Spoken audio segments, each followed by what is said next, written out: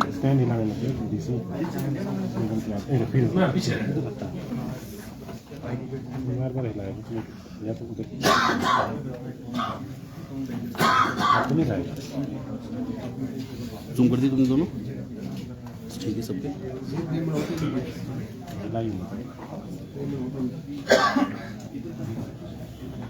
अब ऐसा है ना कि अब ये सब बोलना बड़ा जरूरी है।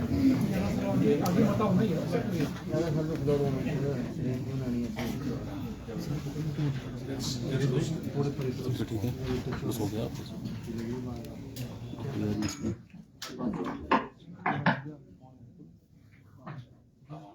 थोड़ा पीछे आप लोग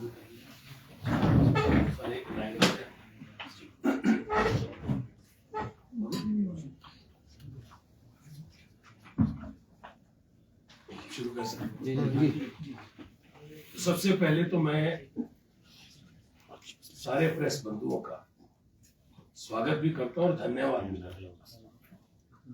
स्वागत अपनी प्रेस कॉन्फ्रेंस में करता हूँ और धन्यवाद इसलिए करता हूँ कि कल भी आप मेरे साथ बैठे रहे और कल हमने प्रेस वार्ता रखी थी, पर क्योंकि माननीय हाई कोर्ट का फैसला कल थोड़ा लेट हुआ और लंच के बाद भी माननीय हाई कोर्ट ने अपना फैसला तकरीबन दोपहर के बाद जाके सुनाया, तो माननीय हाई कोर्ट को का सम्मान करते हुए और क्योंकि मैं एक ऐसी पोजीशन, ऐसी कुर्सी पे बैठता हूं जहां पे मेरे ऊपर बहुत बड़ी जिम्मेवारी, आरएस बाली अपने आप में चाहे कुछ ना हो, पर क्योंकि प्रदेश के लोगों ने और प्रदेश की सरकार ने मुझे ये जिम्मेवारी दी है कि मुझे पर्यटन निगम का चेयरमैन बनाया है और टूरिज्म का चेयरमैन होने के नाते मेरी जिम्मेवारी बनती है कि मैं एक जिम्मेवारी के पद पे बैठ के अपनी जिम्मेवारी का निर्वहन करूं।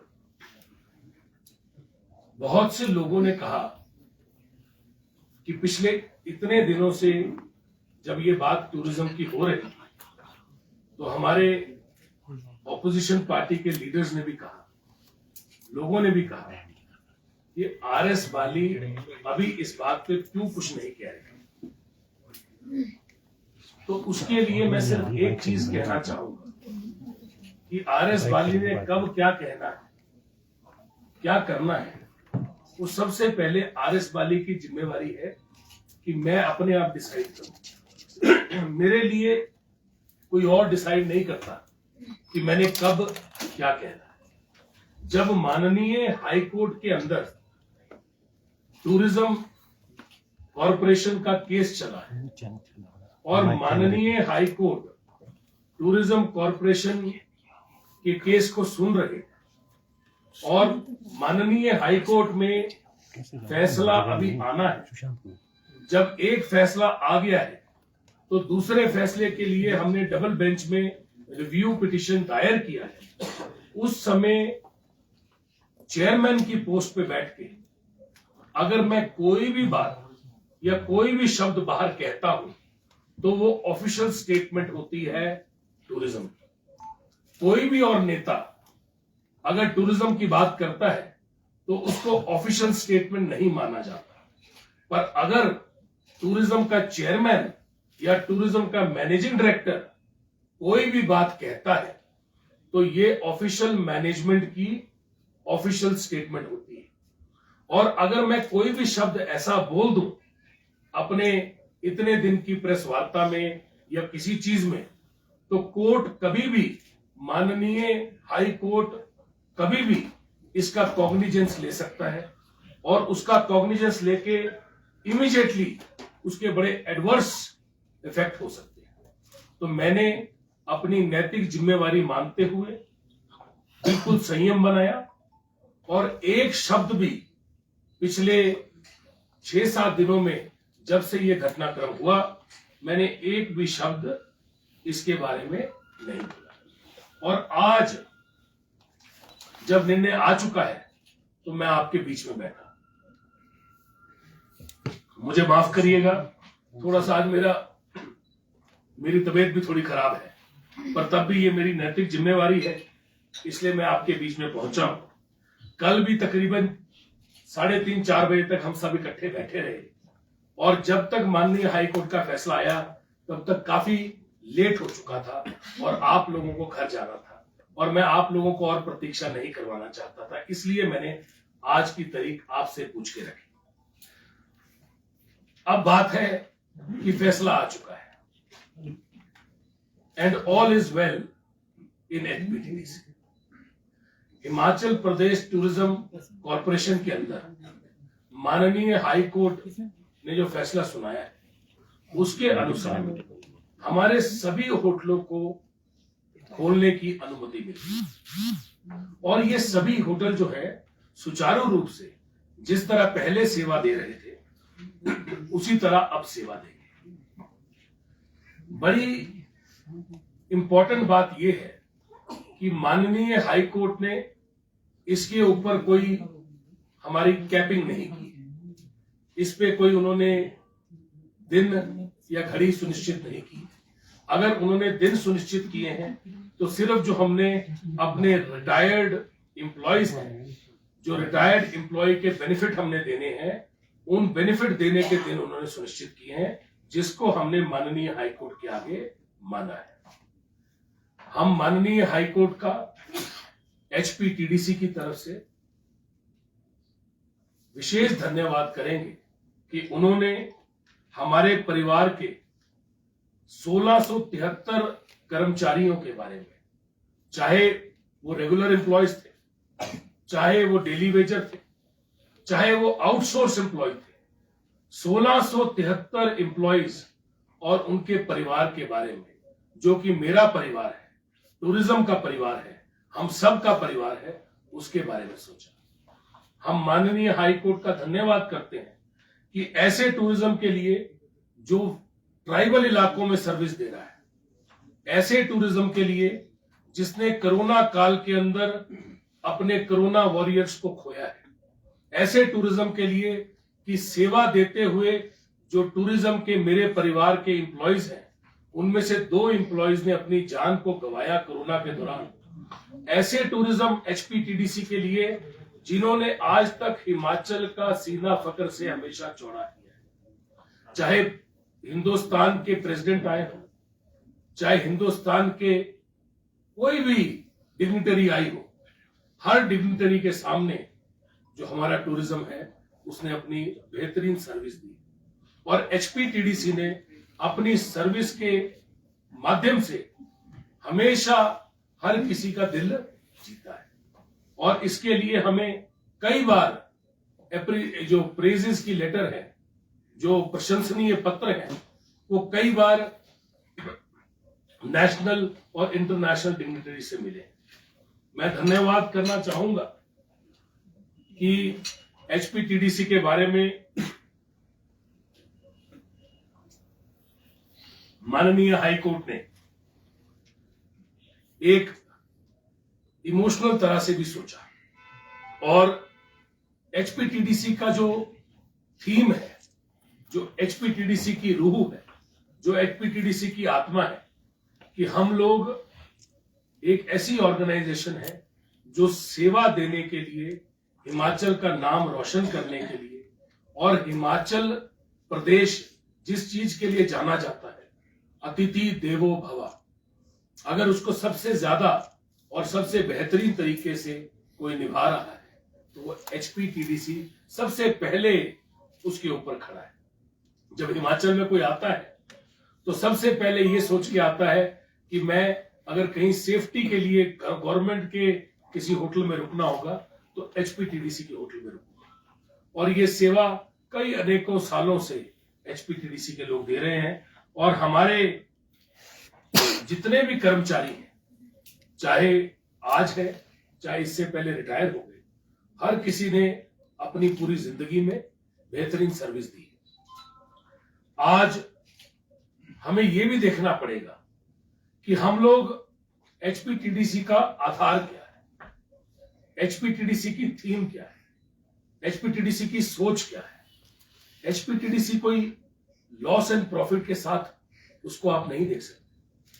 एचपीटीडीसी को हम मुनाफे या नुकसान के साथ नहीं देख सकते।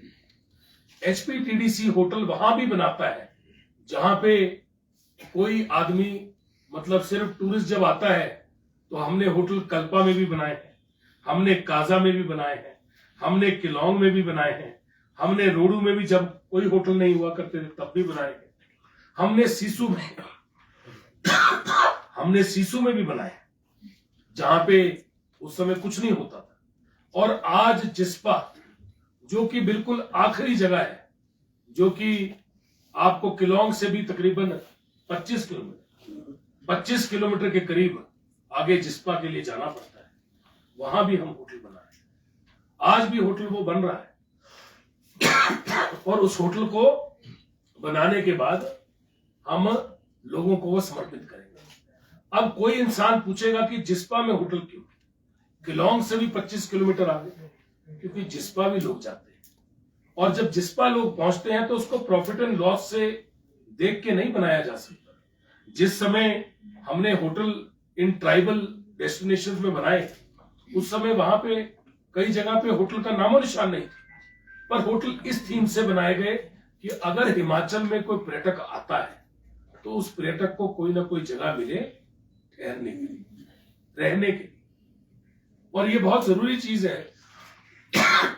जब आप किसी भी चीज को देखते हैं और आप टूरिज्म की खासकर बात करते हैं और आप टूरिज्म स्टेट की बात करते हैं और टूरिज्म स्टेट में एक ऐसे स्टेट की बात करते हैं जो हिंदुस्तान के अंदर सबसे बेहतरीन हिल स्टेशन है, जो देश के लिए जो एक समर कैपिटल रहा है।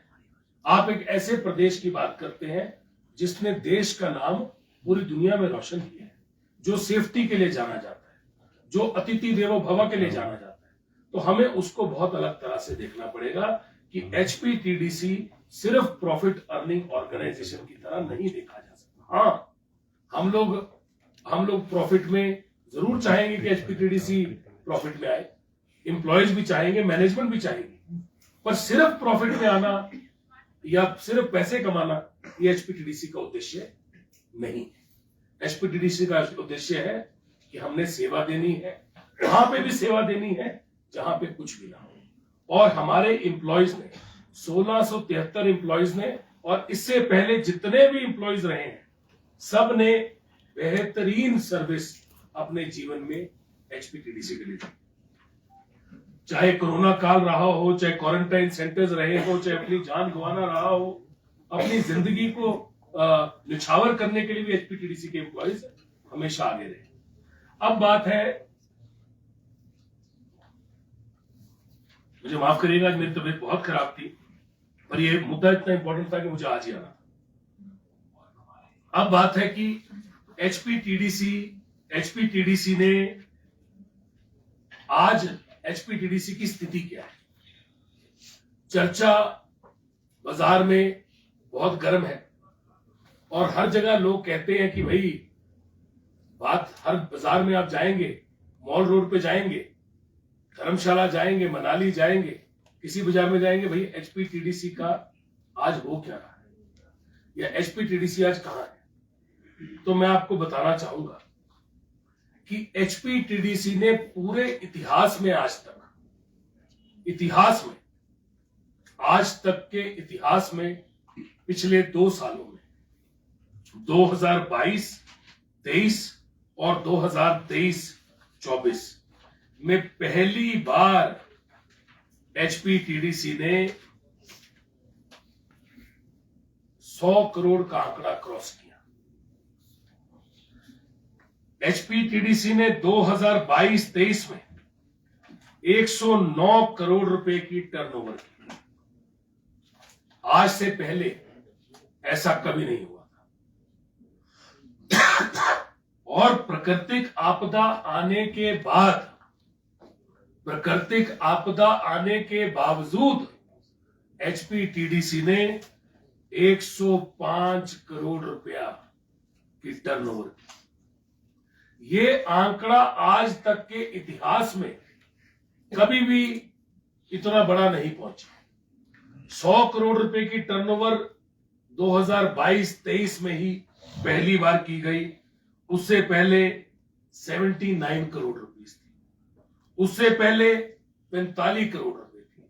तो आप अगर इसको गौर करें और आप अगर इसको देखें कि आपने 100 करोड़ का आंकड़ा जो है वो पहली बार 2022-23 में, 22 और 23 में ही पहली बार क्रॉस किया।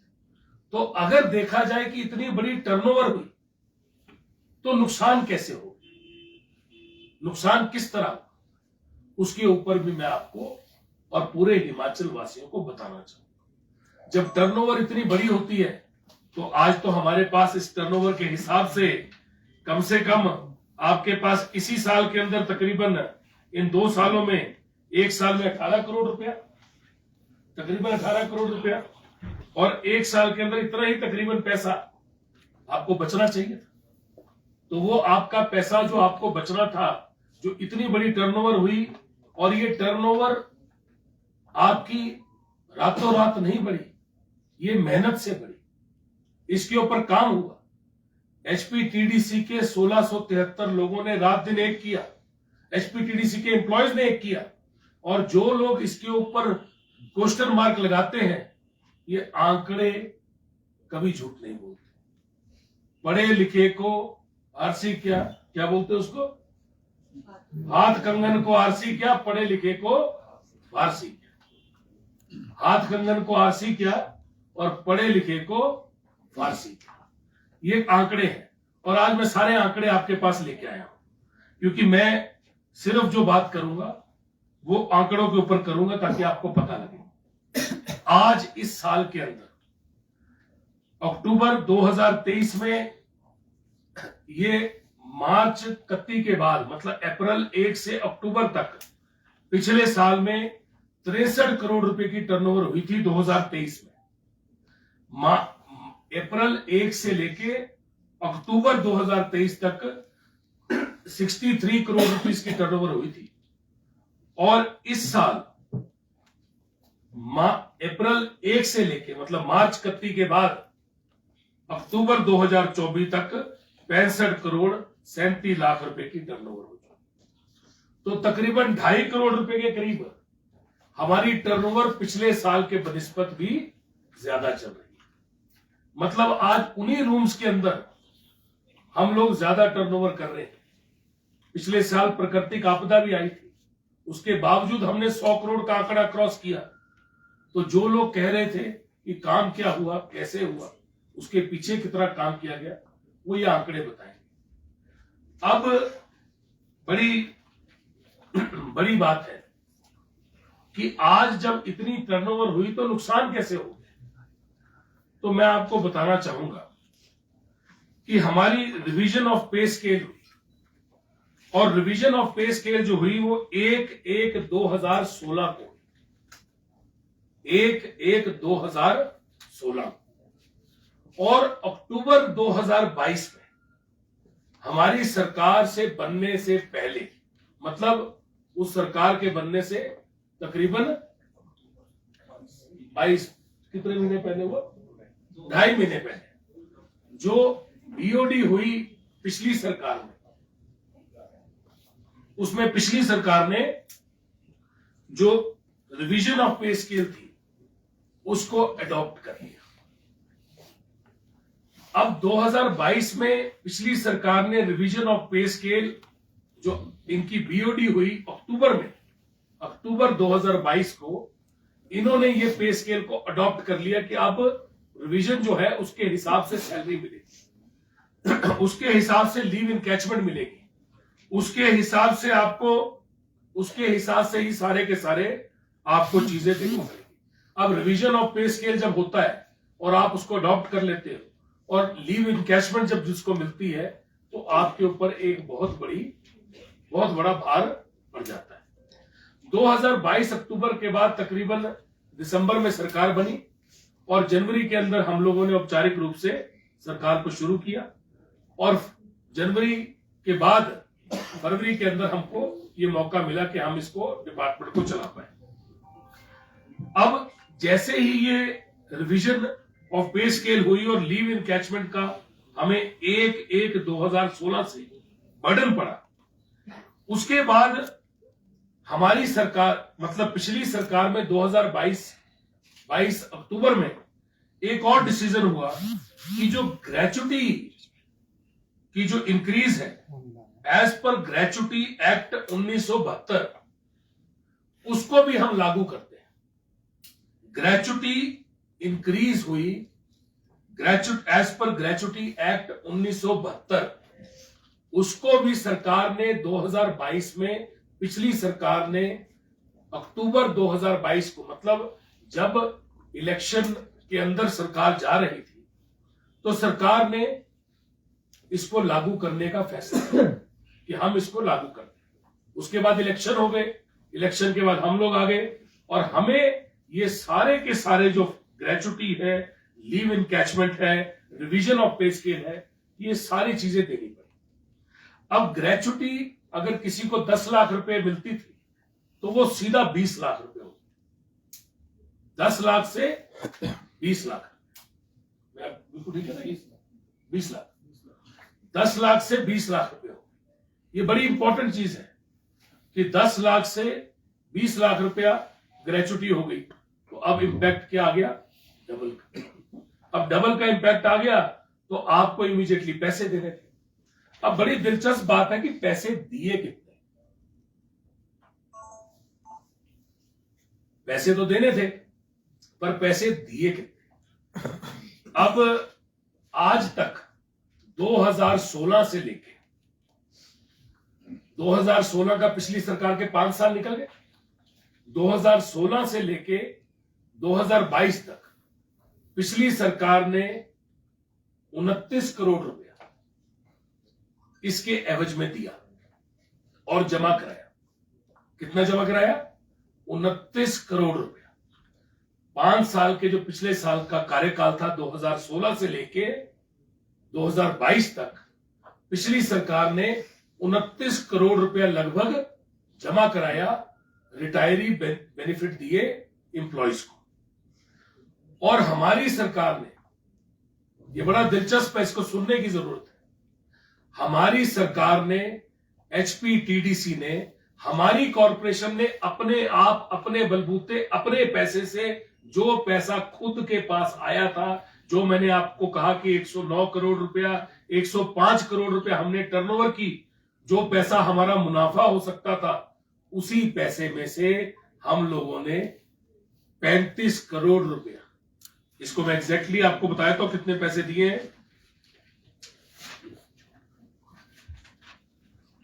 34 करोड़ 94 लाख रुपया। आप एग्जैक्ट फिगर लिख सकते हैं, 34 करोड़ 94 लाख रुपया हमने जमा करा है। अभी हमारी सरकार को 2 साल नहीं हुए हैं, अभी 2 साल भी जनवरी में जाके, क्योंकि जनवरी से शुरू हुआ तो जनवरी में जाके होंगे, अगर सरकार को भी मान लो तो दिसंबर में जाके चालू होंगे, पर लेस देन 2 इयर्स में, 2 साल से भी कम में हमने 35 करोड़ रुपया के करीब, 34 करोड़ 94 लाख रुपया एग्जैक्टली ये अमाउंट है, ये हमने इनको leave encashment, revision of pay scale और ग्रेचुटी के अंदर हमने अपने रिटायर्ड एम्प्लॉयज को दिया। अब आप खुद मान लीजिए कि जिस सरकार को 2 साल में ही देना पड़ेगा, तो हमको 5 साल में तकरीबन 100 करोड़ रुपए देना पड़ेगा, जो आपके पास बेनिफिट्स आएंगे। पिछली सरकार ने 29 करोड़ रुपए दिया, तो आपके ऊपर एकदम लोड आ गया। आपने इंक्रीज की सेल आपकी ऐतिहासिक सेल हुई, आज तक के इतिहास में इतनी सेल नहीं हुई जितनी सेल इस बार हुई। और ये आंकड़े हैं, ये कोई ऐसा नहीं है, दीज आर ऑल पेपर्स। आप फैक्ट्स जो है वो मैं सार्वजनिक तौर पे प्रेस कॉन्फ्रेंस में कह रहा हूं, और मैं तभी बताने आपको आया हूं ताकि आपको और हिमाचल वासियों को पता लगे कि इसके पीछे कितनी मेहनत हुई। अब ये तो आपकी इसकी बात हो गई कि पैसा जो है वो हमारा, जो हमने कमाया, वो कहां गया। वो 35 करोड़ रुपए के करीब हमने पैसा अपने, इसके लिए हमने कोई सरकार से पैसा नहीं लिया, इसके लिए हमने कहीं से पैसा नहीं उठाया, ये पैसा एचपीटीडीसी ने खुद के बलबूते पे दिया, क्योंकि मेरा मानना था कि हम ये पैसा अपने एम्प्लॉयज को, अपने रिटायर्ड बेनिफिशियरीज को दें। अब बात होती है कि जब एचपीटीडीसी में इतना कुछ हो रहा था और एचपीटीडीसी में हम इतनी मेहनत कर रहे थे, सबसे ज्यादा ऐतिहासिक सेल की इतना बड़ा डिजास्टर आया, उस डिजास्टर के बावजूद हिमाचल प्रदेश अस्त व्यस्त हुआ, एकदम क्लाउड बस्ट हुए, पानी ने अपना रुख बदला, सड़कें बिल्कुल तहस नहस हो गई, मनाली टूट गया, कुल्लू टूट गया, कहीं पे शिमला पहुंचे नहीं लोग, सारी जगह लोग, डर का माहौल था, टूरिस्ट घर से बाहर नहीं निकला, हिमाचल के अंदर कोई नहीं आ रहा था, तब भी एचपीटीडीसी ने आज तक के इतिहास में सबसे ज्यादा टर्नओवर, तो कहीं ना कहीं तो मेहनत हुई होगी। अब इतनी मेहनत के बावजूद ऐसा माहौल कैसे बना कि ऐसा माहौल बन जाए कि भाई एक बातचीत होना शुरू हो जाए कि एचपीटीडीसी में कुछ खराब चल रहा है। पहली चीज तो यह है कि जिस केस के लिए एचपीटीडीसी को जिस केस के लिए होटलों को बंद करने के आदेश हुए, वो केस जो था वो किसी रिटायरी बेनिफिशियरी ने ये कहा था कि हमें अपने रिटायर बेनिफिट मिलेंगे। एचपीटीडीसी ने कोर्ट में ये कहा कि हम लोग अपने आप अपने बलबूते इतने पैसे दे चुके हैं और हम अपने आप अपनी संस्था को घाटे से निकालने के लिए रात दिन काम कर रहे हैं और हमें आप थोड़ा सा वक्त दीजिए, इस वक्त में हम दे देंगे। कोर्ट ने ये कहा कि आप लोगों के कौन कौन से होटल की क्या क्या ऑक्यूपेंसी है और उसकी ऑक्यूपेंसी का रजिस्टर दिखाइए, क्योंकि आप लोगों को कोर्ट ने कहा कि जहां आपकी ऑक्यूपेंसी कम है उनको आप अभी बंद कर दीजिए। कोर्ट ने ये कहीं नहीं कहा कि आप इनको नीलाम कर दीजिए। एचपीटीडीसी ने कहीं नहीं कहा कि हम इसको आगे बेचेंगे या लीज पे देंगे या कुछ और काम करेंगे, पर अपने आप ही ये बातचीत चालू हो गई, अपने आप ही कुछ नेता कूद पड़े और नेताओं ने खुद ही बोलना शुरू कर दिया कि भैया हम लोग ये इसकी तो नीलामी होगी, अब इसकी कुर्की होगी।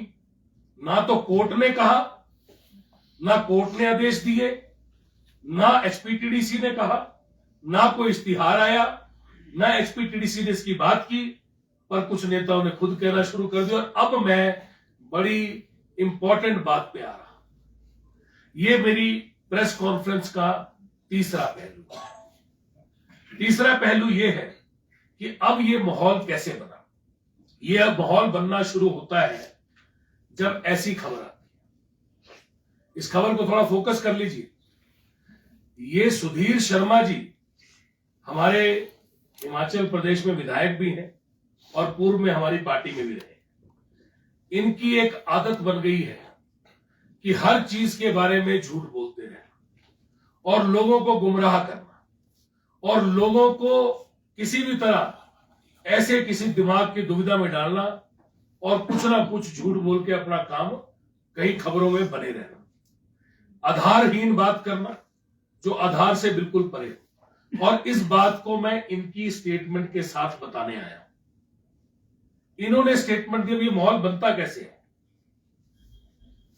मैं कभी किसी का नाम लेके बात नहीं करता, पर आज मुझे लगता है कि बहुत देर तक अगर झूठ भी बोलते रहे लोग और उसका जवाब ना दिया जाए तो वो झूठ भी लोगों को सच लगने लगता है। अन्यथा मैं कभी भी किसी की बात पे टिप्पणी नहीं करता। आपने कभी नहीं देखा होगा कि मैं किसी की बात पे टिप्पणी करता, पर क्योंकि मुझे लगा कि ये तो हिमाचल वासियों के साथ खिलवाड़ है, हिमाचल की जनता के साथ खिलवाड़ है, हमारे लोगों के साथ खिलवाड़ है।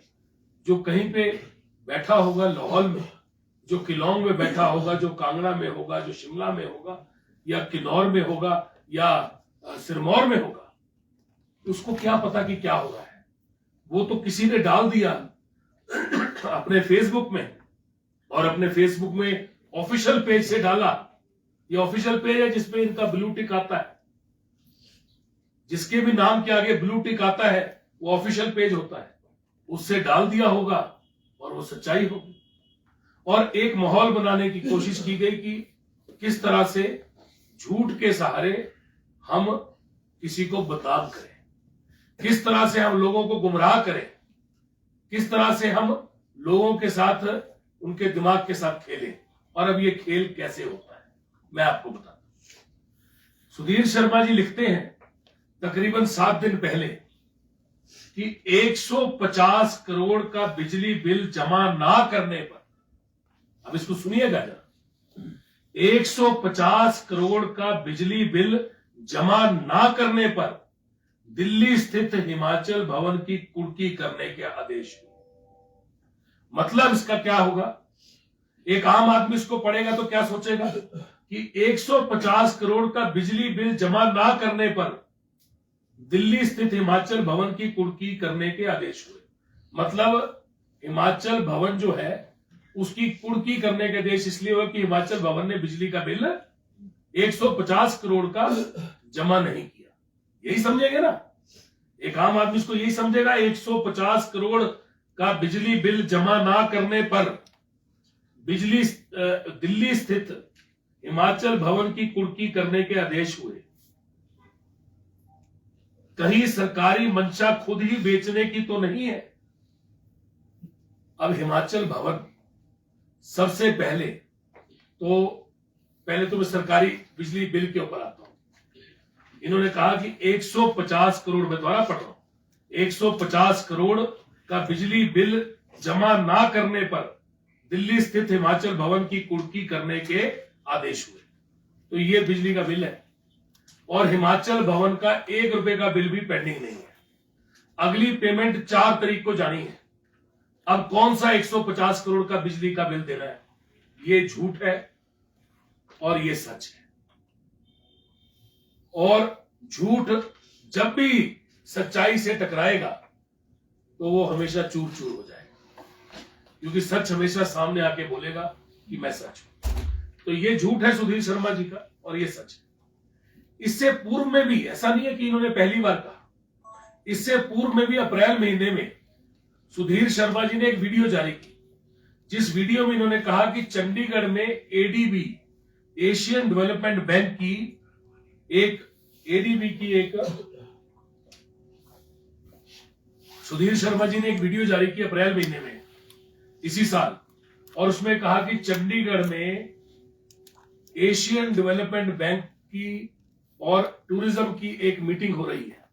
जो एशियन डेवलपमेंट बैंक के आदेशों पे हमने मीटिंग की थी। इस मीटिंग, अब इसका मैं ऑफिशियल आपको स्टेटमेंट दे रहा हूं। The meeting was held on the request of ADB.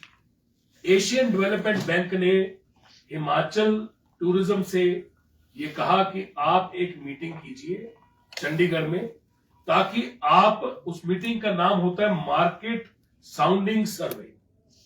Market sounding सर्वे, हमारे ये मीटिंग करिए और मीटिंग करके आप एक बार जितने भी हमारी प्रॉपर्टीज हैं उनके बारे में सजेशन लीजिए कि कैसे हम इन प्रॉपर्टीज को बनाएं और किस तरह से जितने भी लोग हैं, जो लोग हैं वो उस प्रॉपर्टीज के बारे में क्या क्या सजेशन देते हैं, किस तरह उनको बेहतर करना है, किस तरह उनको चलाना है, या किस तरह उनको आगे हमने ओएनएम में देना है। अब मैं आपको बताता हूं इसके बारे में। इसके एडीबी ने क्यों कहा? एडीबी ने इसलिए कहा इसके बारे में क्योंकि हमारी पुरानी प्रॉपर्टीज जो एडीबी की बनी थी, चाहे वो गंजर महादेव, चाहे वो ट्यूलिप गार्डन थी, चाहे वो कांगड़ा ब्रजेश्वरी टेम्पल माता का बाग थी, चाहे वो आर्ट एंड क्राफ्ट विलेज रजियाना थी, चाहे वो art and craft village Holi में थी, चाहे वो कोई भी प्रॉपर्टी थी, उसके नाम है सारी प्रॉपर्टीज के। ये पैराग्लाइडिंग सेंटर बीड़ थी, ये सारी प्रॉपर्टीज जो एडीबी ने करोड़ों करोड़ों रुपए लगा के बनाई थी, ये सारी प्रॉपर्टीज ताले लगे हुए थे। अब इसके ऊपर जाते हैं पहले इस क्वेश्चन के ऊपर कि सुधीर शर्मा जी ने कहा कि चंडीगढ़ में जो मीटिंग हो रही है वो आपकी प्रॉपर्टीज, हिमाचल में जो एडीबी प्रॉपर्टीज बनाएगा उनको बेचने के लिए पहले ही कहीं पे डील करने के लिए तो नहीं हो रही, कोई उनकी बात तो नहीं चल रही। और उसका जो सच है वो ये है कि वो मीटिंग में ना तो कोई प्रपोजल लेनी थी, ना उसमें किसी ने कोई प्रपोजल देनी थी, ना कोई हमने उसके अंदर कोई प्रॉपर्टी देनी थी, ना प्रॉपर्टी अभी बनी, ना अभी एडीबी का लोन आया, ना अभी उसके पैसे आए। अभी तो हमारा जो लोन अग्रीमेंट है वो साइन होना है।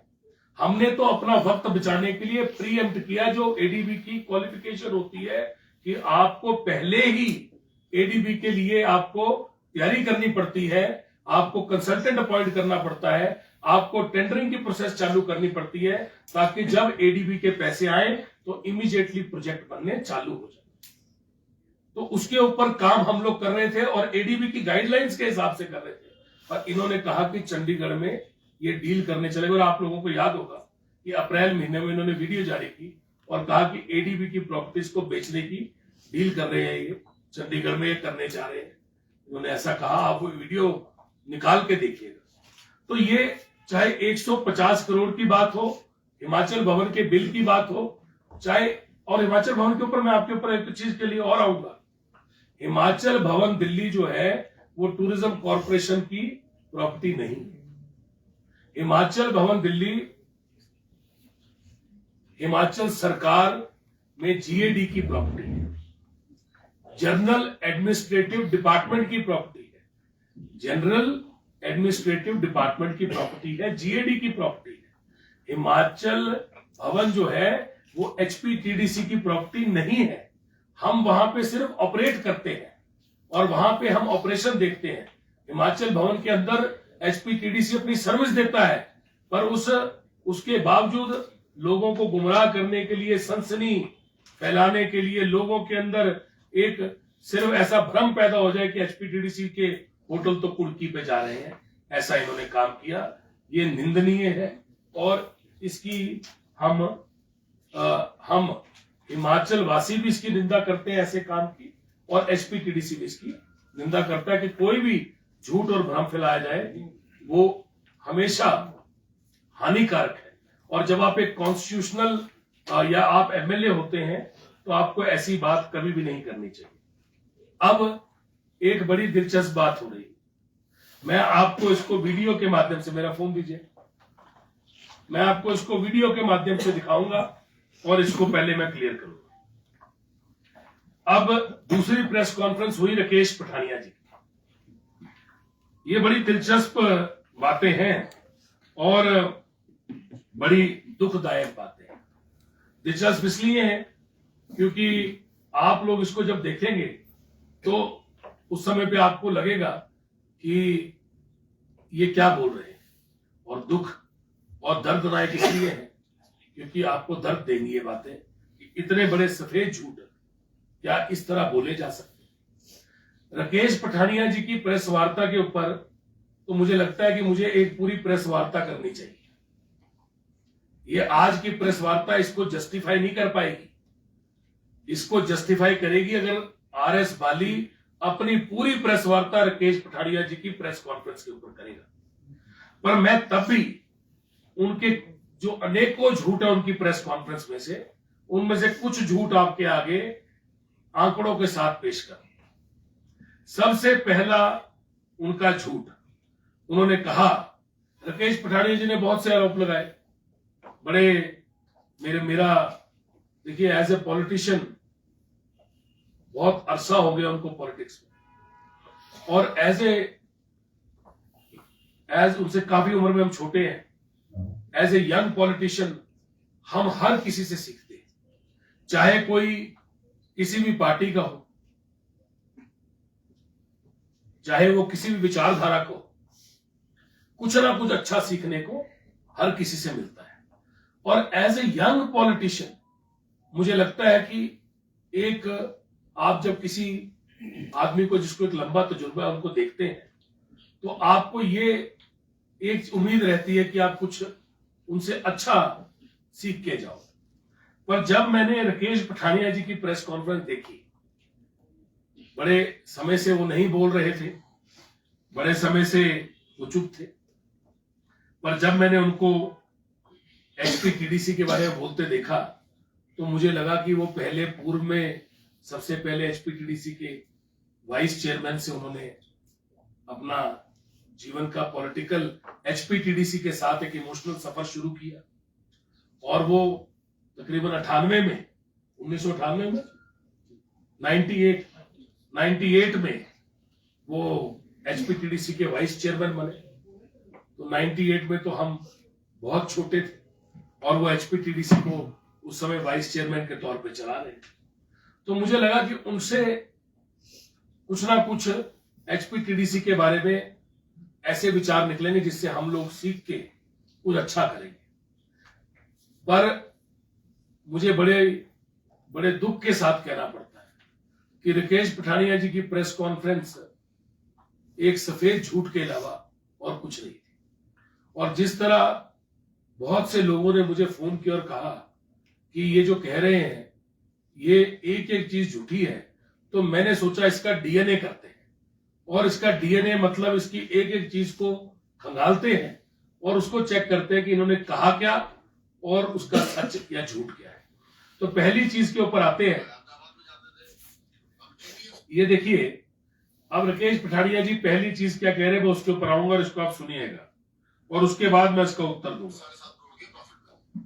ये रुकिए, राकेश पठानिया जी अपनी पहली चीज में इनका पहला झूठ जो पहली चीज है, अब टीडीएफ को टूरिज्म पे एक फेज में जाते हैं और हिमाचल की मार्केटिंग के लिए हम टूरिज्म के लिए बहुत ज्यादा काम करते हैं। फिल्म सिटीज में हम गोवा तक गए, बॉम्बे तक गए और यहाँ पे एक बड़े एग्रेसिव मार्केटिंग के माध्यम से हम लोग तब 7-7.5 करोड़ के प्रॉफिट में थे। तो एचपीटीडीसी के बारे में पठानिया जी ने पहली चीज कही कि हम इसको पकड़ लेंगे जरा।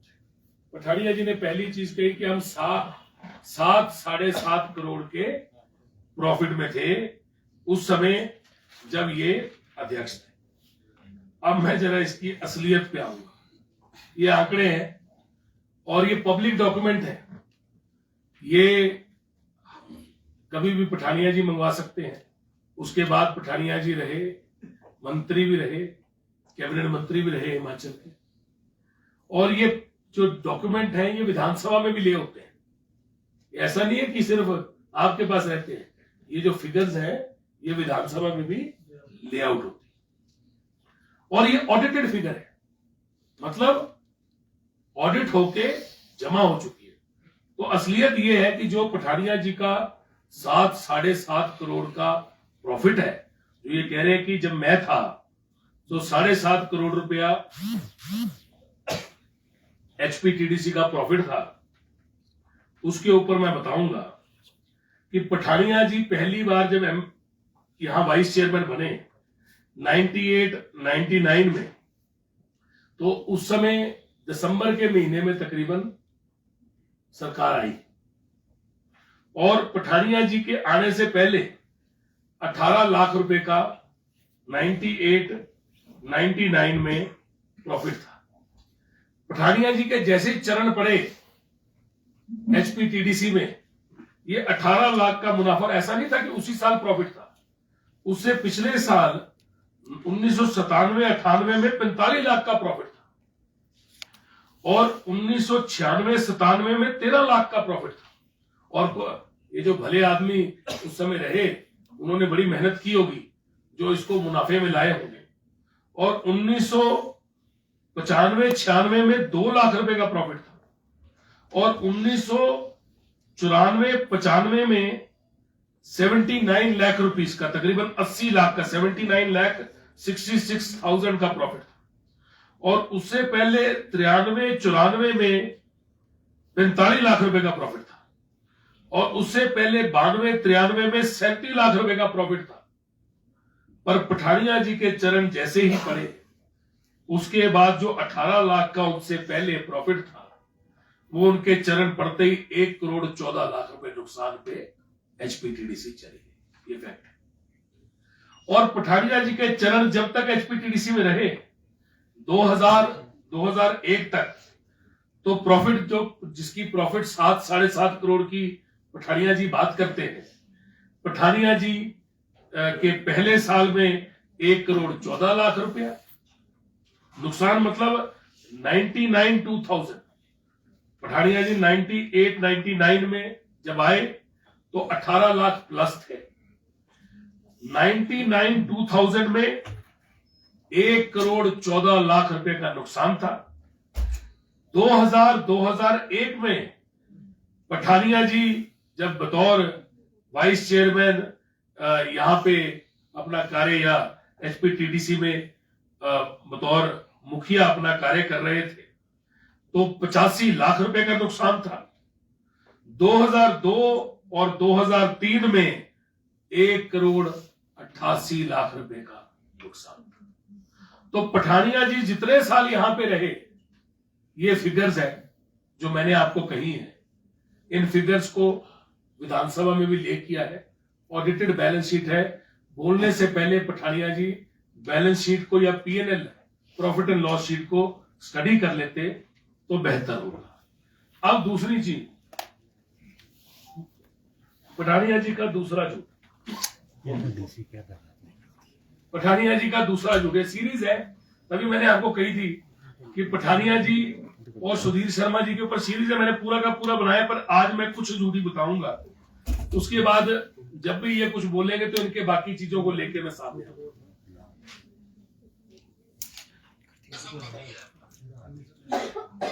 अब ये पठानिया जी जो बोल रहे हैं, राकेश पठानिया जी जो बात कर रहे हैं, ये अब बात कर रहे हैं चैल पैलेस की, और ये चैल पैलेस के लिए क्या बोलते हैं जरा ये सुनिए। प्रॉपर्टी है जो कम से कम 300 कनाल में स्थित, और अगर आप उसके अंदर ट्रेडिशनल सूट्स देखोगे तो जितना बड़ा आपका घर होगा उतना बड़ा उसका बाथरूम है महारानी सूट या महाराजा सूट। वो heritage property I think India की नंबर 1 है, और हम भले जमाने में वहां से 4, 4.5, 5 करोड़ रुपया प्रॉफिट हर साल लेते सारे खर्चे लगा। आज वो फॉर सेल आ गया। चलिए हमने मान लिया एक टेंट आ गया, एक टेंट आ गया, एक यार्ड स्ट्रिप तय हो गई। अब पठानिया जी का दूसरा सच, पहला भी सच था आपको दिखाया, पठानिया जी के दूसरे सच के ऊपर आते। इन्होंने कहा कि भले जमाने में, उन्होंने कहा कि भले जमाने में हम लोग 4, 4.5 करोड़ रुपया प्रॉफिट करते थे। तो जिसके लिए इन्होंने बात की कि चैल पैलेस में ये 4, 4.5 करोड़ रुपया प्रॉफिट करते थे, उस चैल पैलेस की टर्नओवर ही 1998-99 में 2 करोड़ रुपए थी, 2 करोड़ 4 लाख रुपया। उसकी टर्नओवर ही 1999 और 2000 में 2 करोड़ 3 लाख रुपए थी, और 2001 में 2 करोड़ 6 लाख रुपए थी, और 2001-2002 में 2 करोड़ रुपए थी, और 2 करोड़ 2002-2003 में 1 करोड़ 94 लाख थी। मतलब अमूमन अगर इसको देखा जाए तो 2 करोड़ के लगभग जिस चैल पैलेस की टर्नओवर थी, उसके अंदर 4.5 करोड़ रुपया पठानिया जी प्रॉफिट करते थे। तो ये इस तरह से इन्होंने दूसरा भ्रम लोगों में फैलाया।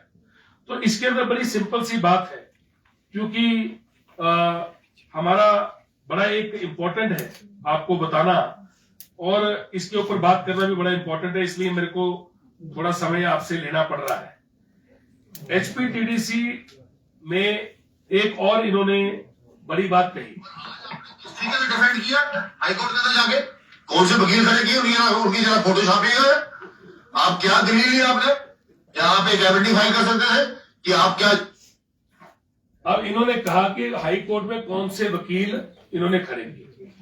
ये बड़ा एक दुख की बात है कि एक जो केस आज माननीय हाई कोर्ट ने हमें जिस केस के लिए रिलीफ दिया, और जिस वकील ने रात दिन मेहनत की, जो रात दिन सोए नहीं, एचपीटीडीसी के एम्प्लॉयज नहीं सोए और रात दिन काम किया, उन वकीलों के लिए भी पठानिया जी ने कहा कि कौन सा वकील कर दिया, उसकी फोटो छाप दी। तो मैं सिर्फ आपके आगे उस वकील के जिनकी मेहनत से और जिनके रात दिन के परिश्रम से आज हम यहाँ पे आए, उनकी फोटो और उनका नाम लेके जरूर आपके बीच में बताना चाहूंगा।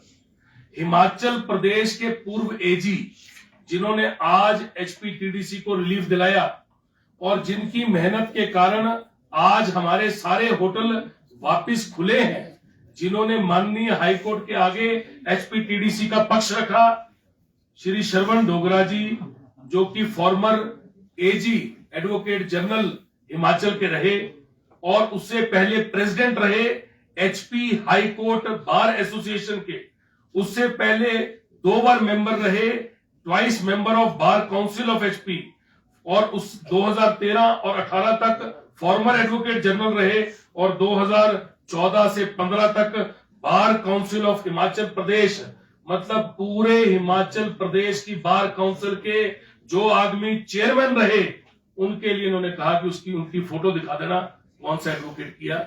इसकी जो बाकी चीजें हैं वो मैं आपको अब अगली सीरीज में बताऊंगा। मुझे लगता है कि पठानिया जी के जो बाकी सच है ये अभी बताने की जरूरत नहीं है, पर मैंने इनके सारे सच की वीडियो जो है वो बना के रखी है और सीरीज ऑफ वीडियो है, जब कभी आप लोग बोलेंगे मैं आपको दिखा दूंगा। अब देखिए, एक लास्ट चीज है जो मैं आपको बताना चाहूंगा। बड़ी इंपॉर्टेंट बात है कि हम लोग के जो एचपीटीडीसी के एम्प्लॉइज हैं वो रात दिन मेहनत करते हैं, काम करते हैं, परिश्रम करते हैं, पर कई बार इस तरह के जो भ्रम फैलाए जाते हैं वो पूरे स्टेट के अंदर एक ऐसा माहौल पैदा कर देते हैं जिससे लोग गुमराह हो जाते हैं। एचपीटीडीसी की जो हालत और हालात है वो आज बेहतर की ओर देख रहे हैं। मुझे लगता है कि एचपीटीडीसी में रेनोवेशन की जरूरत है। हमने चीफ मिनिस्टर महोदय से, हमारे माननीय मुख्यमंत्री महोदय से इसके ऊपर कई बार चर्चा की और हमारी पिछली जो औपचारिक बैठक हुई, जिसके मिनट्स ऑफ द मीटिंग भी डिपार्टमेंट के पास पड़े हैं, उसके अंदर भी हमने एक बड़ी लंबी चर्चा की कि होटल के अंदर चलाने के लिए 2 चीजों की जरूरत होती है। होटल को चलाने के लिए सबसे पहली चीज है लोकेशन और दूसरी चीज जो है वो है होटल किस तरह से, किस रूप में।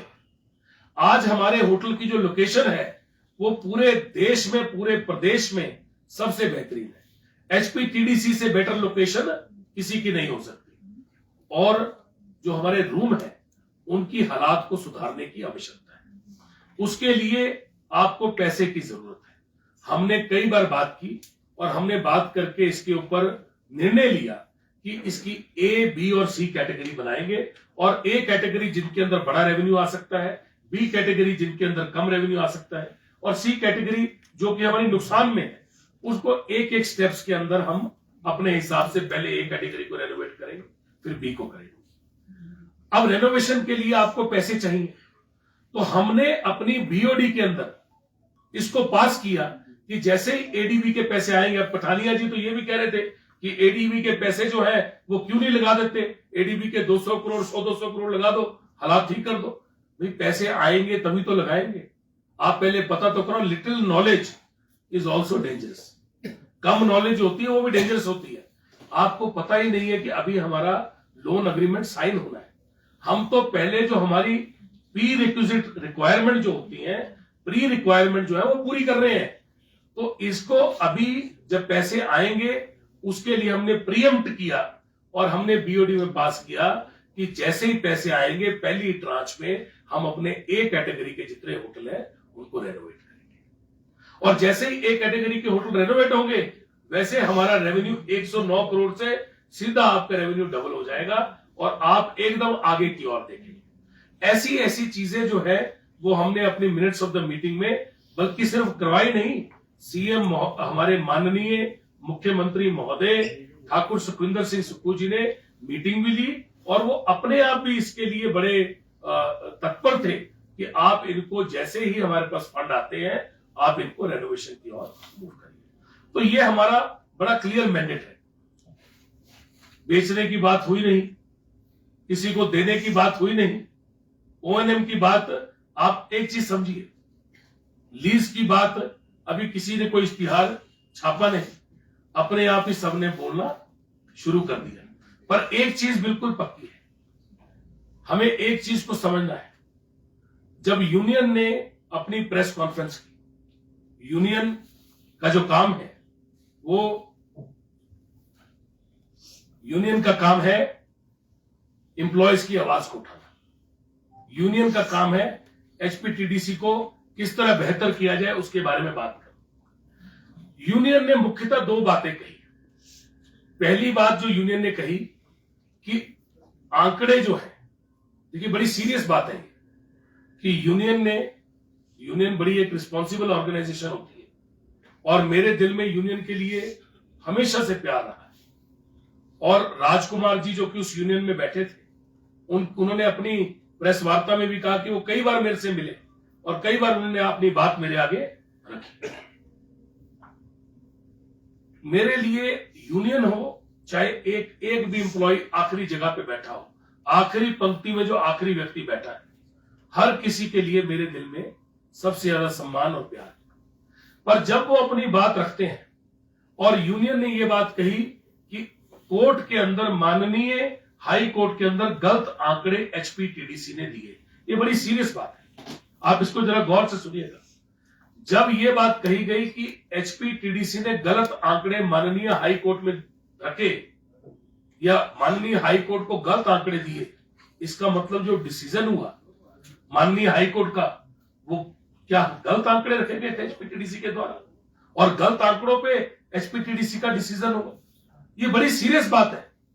अगर यूनियन ने ये बात कही है तो मैं चाहूंगा यूनियन में जो लोग वहां पे प्रेस कॉन्फ्रेंस में बैठे थे वो लोग एफिडेविट पे लिख के दे कि क्या वो गलत आंकड़े रखे गए थे। और अगर वो एफिडेविट पे लिख के देते हैं तो इमीडिएटली फिर तो अगर गलत आंकड़े हाई कोर्ट में रखे गए और हाई कोर्ट में गलत आंकड़े रख के कोई चीज हुई है, फिर तो सब कुछ ही कोलैप्स हो जाता है। एफिडेविट पे लिख के दे कि कोई गलत आंकड़े रखे हैं, अगर किसी ने गलत आंकड़े रखे हैं मैं इमीडिएटली उसके ऊपर डिसिप्लिनरी एक्शन लूंगा। और अगर ये चीज सिर्फ प्रेस वार्ता में कही गई है और ये सिर्फ बोलने के लिए कह दिया गया तो ये बात बर्दाश्त नहीं की जाएगी। सिर्फ बोलने के लिए अगर ये बोल दिया गया कि गलत आंकड़े रखे हैं तो या तो एफिडेविट पे लिख के दे कि गलत आंकड़े किसने रखे हैं, जिन्होंने गलत आंकड़े माननीय हाई कोर्ट को दिए हैं उनके ऊपर हम डिसिप्लिनरी एक्शन लेंगे, कड़े से कड़ा एक्शन लेंगे। नहीं तो ये लोग डिसिप्लिनरी एक्शन फिर उनके ऊपर होना चाहिए जो लोगों को बोल रहे हैं कि गलत आंकड़े रखे।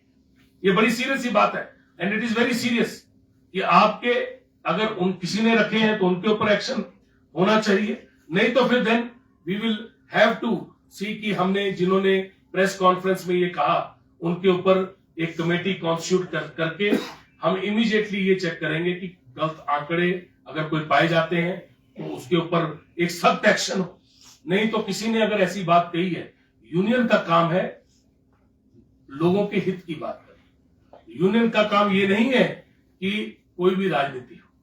यूनियन का काम ये नहीं है कि कोई बात ऐसी कह दी जाए जिससे डर का माहौल पूरे हिमाचल में पैदा हो जाए कि गलत आंकड़े रखे हैं।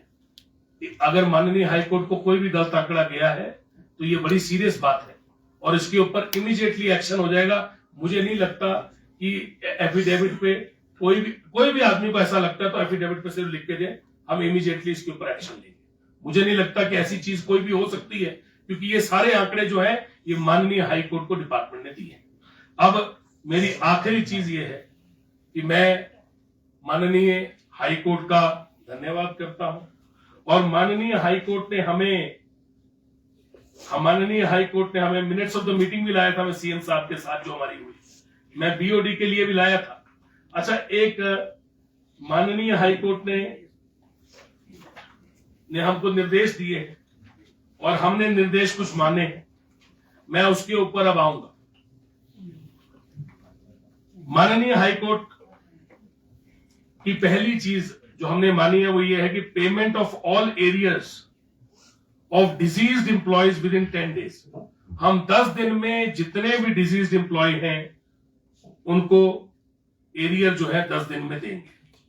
Total number of deceased employ are 67 and approximately amount becomes 1,17,37,845 which will be paid on or before 3/12/2024।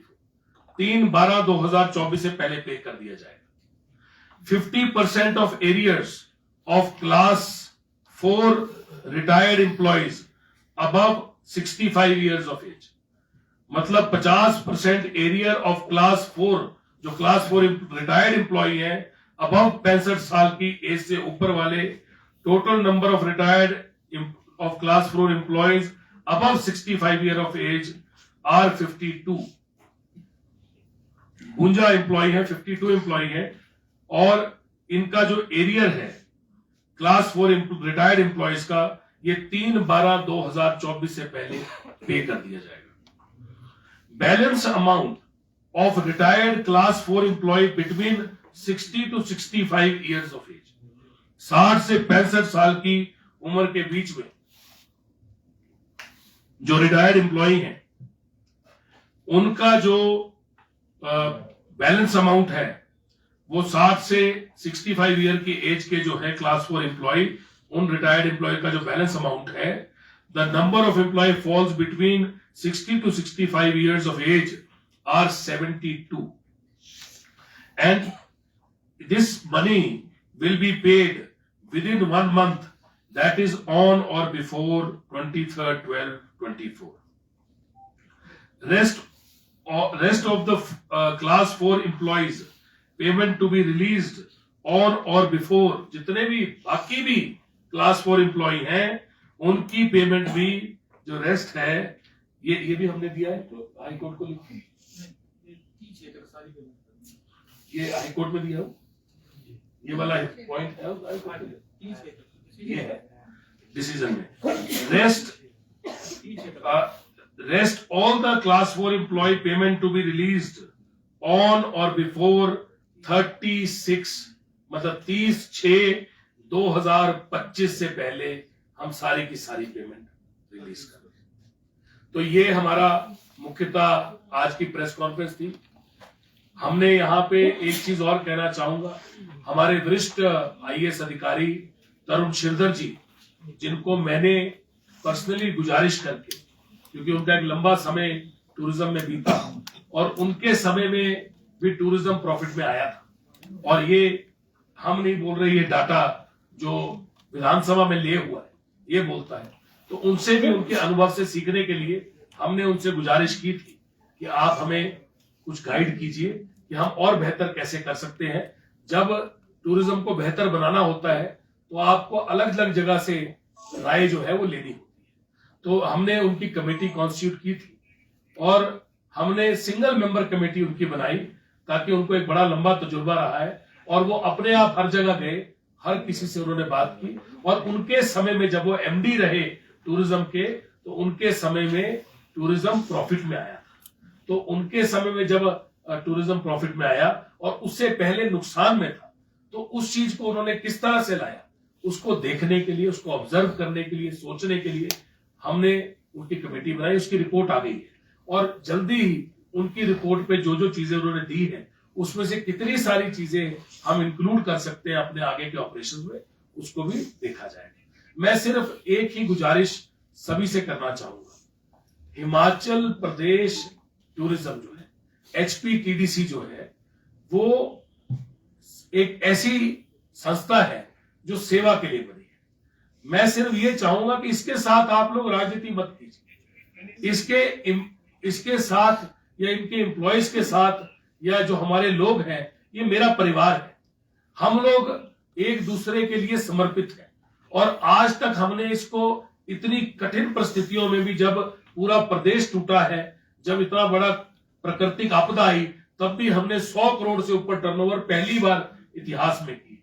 तो चाहे कोई राजनेता है, चाहे कोई भी है, और चाहे हमारे, मैं अभी देख रहा था कि एम्प्लॉय ने एक चीज और कही, इन्होंने जो यूनियन में आए, उन्होंने कहा कि हम वाली साहब से नहीं मिल पाए. तो उसी प्रेस कॉन्फ्रेंस में जो उनके जनरल सेक्रेटरी बैठे थे, जिन्होंने प्रेस कॉन्फ्रेंस को किया था, उन्होंने सबसे पहले ये बात कही कि हम वाली साहब से कई बार जाके मिल चुके हैं और उनसे भी हमने अपनी बात उनके आगे रखी है. तो जिन एम्प्लॉय ने अपनी बात कही, वो क्या है, क्या नाम है बताइए, क्या है, हाँ, जिन्होंने ये बात कही वो हमारे यहाँ से रिटायर हो चुके हैं। ये हाँ, इनका नाम है धाबे राम जी। धाबे राम जी कैप्टन रहे और बड़ा लंबा अरसा इन्होंने एचपीटीडीसी के अंदर काम किया। और उसके बाद ये 31/3/2022 को फरवरी में हम लोग बने और मार्च में ये रिटायर हो गए। और ये रिटायर कैसे हुए, थोड़ा सा मैं ये बताना चाहूंगा। पिछली सरकार में ही ये रिटायर हो चुके थे। ये पिछली सरकार में धाबे राम जी रिटायर हो चुके थे, पर इनको कितने देर की एक्सटेंशन दी? 1 साल की पिछली सरकार ने एक्सटेंशन दी थी। और 1 साल की एक्सटेंशन इनको पिछली सरकार में मिली थी दबे राम जी को। और हमारी सरकार में जब हम आए तो हमने उसी टाइम पे एक डिसीजन लिया कि जितने लोग भी एक्सटेंशन में है या रीएम्प्लॉयड है उन सबको हम इकट्ठे एक साथ ही भेज रहे हैं। तो उस टाइम पे इनकी सर्विसेज चली गई और 31/3/2022 को ये 1 साल की एक्सटेंशन जो कि पिछली सरकार ने दी थी, उसके बाद ये रिटायर हमारी सरकार में मेरे आने के इमीडिएटली बाद हो गए। तो उसके बाद बाकी सब जो एचपीटीडीसी की यूनियन है उनके साथ तो मैं बार बार मिला हूं। आपके सामने यूनियन वाले हैं, आप इनसे जाके पूछ सकते हैं। मैं सिर्फ एक चीज चाहूंगा कि ये जो आंकड़ों की बात यूनियन ने कही, ये बहुत बड़ी बात है। अगर आंकड़ों की बात कहते कि आंकड़े गलत हाई कोर्ट को दिए, ये सीरियस बात है। इस बात के ऊपर इमीडिएटली अगर किसी ने आंकड़े गलत दिए हैं तो हम एक कमेटी आज ही मैं कॉन्स्टिट्यूट करवा रहा हूं ताकि इसको चेक करें कि अगर कोई आंकड़े गलत दिए एफिडेविट पे लिख के दें कि किसने आंकड़े गलत दिए हैं, तो उसके ऊपर एक्शन लेंगे। नहीं तो कार्रवाई, जिन्होंने ये चीज प्रेस कॉन्फ्रेंस में कही है उनके ऊपर भी हमको देखना पड़ेगा कि क्या करना। बहुत बहुत धन्यवाद आप लोगों का। आप अपने सवाल पूछ सकते हैं। आपने इसमें दो क्लियरिटी चाहेंगे। एक तो आपने ये बात मेड इट क्लियर कि बेचेंगे नहीं। क्या कोई in future have you any plans, कोई लीज आउट करना है, कोई ऑपरेशनल पार्ट देना है, कुछ इस तरह का कोई प्लानिंग है? दूसरा सवाल that is on the employers. आपके ड्यूज कितने हैं एरियर, जो आपने 3 वेरियस सेक्टर्स बताए हैं, कितने ड्यूज हैं और क्या ये 30 जून तक सारे क्लियर हो जाएंगे? देखिए मैं आपको बताता हूँ। और एक जो एम्प्लॉयज का यू आर सेइंग, जो उन्होंने हमको फैक्ट दिया था during the press conference, they said कि जो रूम्स की ऑक्यूपेंसी है that only was given in the court, जो बाकी इनकम है that was not given. That ये बड़ा इंपॉर्टेंट पॉइंट है, बहुत इंपॉर्टेंट पॉइंट है। देखिए, अगर कोर्ट आपसे मांगता है कि आपके पास कितने रूम है एचपीटीडीसी में, पूरे प्रदेश में कितने रूम है, तो आप रेस्टोरेंट तो नहीं बता सकते, आप रूम ही बताओगे। अगर आपके पास वो पूछता है कि कितने रूम है तो आप कैफेटेरिया तो नहीं बता सकते, आप रूम ही बताओगे। हमारे हिमाचल प्रदेश में 1111 रूम है एचपीटीडीसी के पास, पर कोर्ट अगर पूछता है कि रूम बताइए कितने हैं तो रूम ही बताओगे आप। कोर्ट ने, माननीय हाई कोर्ट ने सिर्फ इससे एचपीटीडीसी से उस समय यही पूछा था कि आप अपनी ऑक्यूपेंसी बताइए कि कितनी है होटल की, और इन्होंने अपनी ऑक्यूपेंसी बताई। माननीय हाई कोर्ट ने, मैं दोबारा बोलना चाहूंगा आपको क्योंकि आपने सवाल पूछा है, माननीय हाई कोर्ट जो कॉरपोरेशन से पूछेगा आप उससे ज्यादा कुछ नहीं दे सकते, उससे कम कुछ नहीं दे सकते। जब पूछा ही माननीय हाई कोर्ट ने ऑक्यूपेंसी है तो आप ऑक्यूपेंसी दोगे, आप कुछ और तो दे ही नहीं सकते। तो आप तो ऑक्यूपेंसी का ही आंकड़ा दोगे ना। अगर ऑक्यूपेंसी पूछ रहे हैं आप उस टाइम पर रूम का थोड़ा बता दोगे या रेस्टोरेंट थोड़ा बता दोगे। तो ये इसकी सच्चाई है। बाकी आप इसके बारे में, जिन लोगों ने प्रेस कॉन्फ्रेंस की थी वो भी हमारा स्टाफ है, मेरे लिए वो मेरा परिवार है, एचपीटीडीसी का परिवार है। मुझे हमेशा उनको भी प्रोटेक्ट करना है, उनके बारे में भी सोचना है। पर कोई भी आदमी कहीं बैठ के पूरे प्रदेश को, या एचपीटीडीसी में जो आदमी 1673 लोग काम कर रहे हैं, उनको गलत इंफॉर्मेशन नहीं दे सकते, उनको सही इंफॉर्मेशन देनी है। दूसरा सवाल आपका ये था कि क्या हम कोई प्रॉपर्टी को लीज पे जा रहे हैं या कोई प्रॉपर्टी बेचने जा रहे हैं या कोई प्रॉपर्टी का कुछ करने जा रहे हैं। तो उसका मैं सिर्फ आपको उत्तर इतना देना चाहता हूं कि HPTDC ने आज तक अपना पिछले 2 साल के अंदर पानी का गिलास भी लीज पे नहीं दिया। ये पानी का गिलास है, इसको भी हमने किसी को लीज पे ना तो दिया है ना देने की बात की, ना आपने कहीं पे इश्तिहार पढ़ा, ना किसी ने कोई बात की। तो लीज पे या बेचने की बात कहां से आती है? ये तो सिर्फ भ्रम फैलाया गया, और मैंने आपको नाम भी दिए कि ये भ्रम कहां से शुरू होता है। जब कोई सोशल मीडिया पे सुधीर शर्मा जी लिखते हैं या जो राकेश पठानिया जी कहते हैं कि नीलामी होगी, नीलामी के अंदर 1, 2, 3 कहा जाएगा, उसके अंदर लोग नीलामी देंगे, भागसू की बोली होगी, धौलाधार की बोली होगी। तभी तो मैंने कहा कि राकेश पठानिया जी की प्रेस कॉन्फ्रेंस एक प्रेस कॉन्फ्रेंस में खत्म नहीं हो सकती, इसके लिए मुझे पूरी एक प्रेस कॉन्फ्रेंस करनी पड़ेगी अलग से, जो उन्होंने कहा है। अच्छा, दूसरी चीज, आपने इन्हीं के सवाल का पहले जवाब दे दिया। आपने कहा कि कोई आप बेचना तो नहीं चाह रहे, कुछ करना तो नहीं चाह रहे, तो उसके ऊपर सिंपल है कि देखिए, पूर्व में जो सरकारें रही, मैं इसके ऊपर आज बोलना नहीं चाह रहा था, पर क्योंकि आपने बोला तो मैं बोल देता हूं। उन्होंने 7 प्रॉपर्टीज हिमाचल, ये 7 प्रॉपर्टीज के नाम है, हिमाचल टूरिज्म की HPTDC की 7 प्रॉपर्टीज लीज पे दी, या उसको अलग अलग लोगों को किराए पे दिया, या उसको चलाने के लिए उन्होंने HPTDC की प्रॉपर्टीज को आगे लोगों को दिया है। ये 7 प्रॉपर्टीज का ब्यौरा है जो पूर्व की सरकारों ने दिया है। और अगर उन्होंने ये चीज दी है तो मैं उसको नेगेटिव रूप पे नहीं देखता। उनको लगा होगा, ये देखो सरकार हमेशा कंटिन्यूएशन में होती है, अगर उनको किसी समय लगा, क्योंकि मैं सकारात्मक सोच रखता हूं, मैं नेगेटिव सोच नहीं रखता, पूर्व की सरकारों को लगा होगा कि कोई चीज नुकसान में चल रही है, उसको आगे किसी को देना चाहिए और आगे उसको चलाना चाहिए, तो उन्होंने दिया। हमारी सरकार ने पिछले 2 साल में आज तक पानी का गिलास भी किसी को आगे दिया नहीं है, लीज पे नहीं दिया, चलाने के लिए नहीं दिया। पर जब मैं कल ये प्रेस कॉन्फ्रेंस देख रहा था, तो जो हमारी यूनियन जिसने बात की, कल मैं इन्हीं को सुन रहा था, यूनियन को, यूनियन वाले ही कल आपके सामने, आप ही प्रेस के सारे बंधु बैठे थे, उनके सामने कह रहे थे कि जो नुकसान में जगहें हैं, जो नुकसान में चीजें बनाई HPTDC ने, उनको आगे आप लीज पे दे दीजिए। वो अपने आप कह रहे हैं, पर हमने ऐसा कोई फैसला अभी तक नहीं किया, क्योंकि आज इसके लिए बड़ा भारी विचार होता है, इसके लिए सोच होती है, इसके लिए कंसल्टेंट अपॉइंट होता है। पहले ये चेक करना पड़ता है कि कौन से होटल के अंदर क्या चीज हो रही है। आज मैं इसके बारे में क्यों बात करूं जब मेरी सोच ही इसके ऊपर नहीं है। और आज की डेट में मेरी सोच सिर्फ एक बड़ी क्लियर सोच है कि HPTDC के होटल रेनोवेशन मांग रहे हैं, HPTDC के होटलों का सुधार करना है। अगर इन होटलों को बड़े मुनाफे में लाना है तो होटलों की रेनोवेशन करनी पड़ेगी, और जिन जिन होटल के अंदर हमको पैसा लगाना है उनमें पैसा लगाना पड़ेगा।